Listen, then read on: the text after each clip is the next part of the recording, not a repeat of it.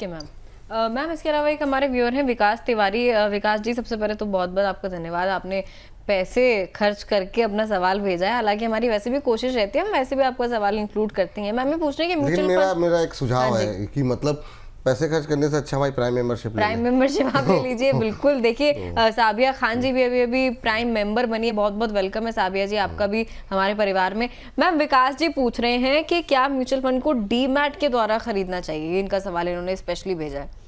और इसी पे मैम एक अच्छा सवाल एक और भी है, क्योंकि दो सवाल रितेश ने भी यही पूछा है कि निशा मैम हमारे शो में आई थी और उन्होंने कहा था कि डीमैट में शेयर होल्ड करने में कुछ प्रॉब्लम हो सकती है, तो क्या डीमैट से नॉन डीमैट में स्विच कर लें। ये दोनों सवाल एक जैसे ही हैं, तो क्या स्ट्रेटजी होनी चाहिए। और ख़ास तौर से चूँकि अब नया फंड भी आ रहा है, तो बहुत सारे लोग ऐप के ज़रिए निवेश करेंगे, तो क्या सही तरीका क्या है। देखिए, म्यूचुअल फंड में डीमैट कंपलसरी नहीं है, लेकिन अगर आप मुझे पूछो तो डीमैट में कन्वर्ट करने का जो एक ख्याल है वो बहुत ही सोफिस्टिकेटेड सोच है और फॉरवर्ड थिंकिंग है। आज नहीं तो कल मुझे लग रहा है कि ये कंपलसरी हो ही जाएगा और आप एक साथ सारा अपना पोर्टफोलियो देख सकते हो। अगर आप शेयर्स में निवेश करते हो, अगर आपके पास ईटीएफ है, तो आप साथ में म्यूचुअल फंड भी निवेश कर सकते हो। तो जब हम होलिस्टिक गोल बेस्ड फाइनेंशियल प्लानिंग या होलिस्टिक पोर्टफोलियो रिस्ट्रक्चरिंग के लिए किसी से सलाह मशवरा करते हैं, तो ये सारी चीजें डीमैट में एक साथ दिखने से ये बहुत बेहतरीन वे से हो सकती है। तो मेरे ख्याल से आपको डीमैट में अगर करना है तो कन्वर्ट कर सकते हैं।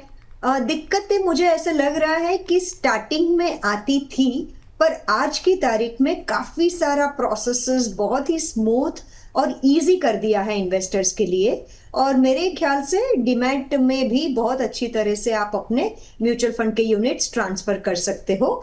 थोड़ा टाइम लगता है लेकिन हो जाता है। तो मेरे ख्याल से ये बहुत अच्छा डिसीजन है अगर आपको डीमैट में लेना है तो। हालांकि ये कंपलसरी नहीं है, क्योंकि एनएसडीएल, सीडीएसएल या आपको कैंप से भी पैन नंबर पे पूरा आपका स्टेटमेंट कभी भी आपको चाहिए आपको मिल सकता है।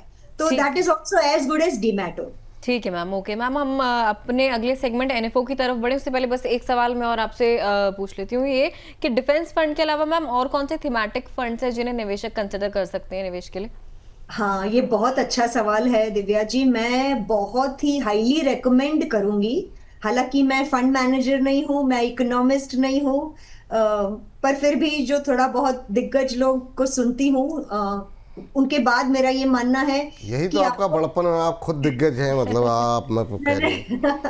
नहीं, पर सही तो यही है ना कि मैं अथॉरिटी नहीं हूँ, ये इसलिए मुझे निवेशकों को बताना जरूरी है।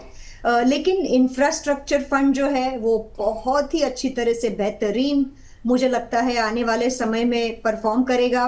फार्मा जो है वो ऑल टाइम फेवरेट रहेगा। फार्मा एक ऐसा इंडस्ट्री है, एक ऐसा सेगमेंट है जो कभी नहीं रुकने वाला है और मुझे लगता है कि इसमें आपका पैसा हमेशा आपको लगाना चाहिए। आईटी, कोई शक नहीं है, कोई सवाल नहीं है, आर्टिफिशियल इंटेलिजेंस फ्यूचर है अपना, आपको उसमें भी पैसा लगाना चाहिए। ग्रीन एनर्जी जो है वो भी बहुत अच्छी तरह से मुझे लग रहा है कि अपना फ्यूचर है जहां पे निवेशकों को पैसा लगाना चाहिए। और लास्टली मुझे लगता है कंजम्पशन जो है ना, हम ही लोग हैं जो कंजम्पशन इंडस्ट्री को इतना बड़ा बनाने वाले हैं। तो प्लीज आप अपना पैसा लगा के उधर पैसा भी बनाइएगा, सिर्फ खर्चे मत करिएगा।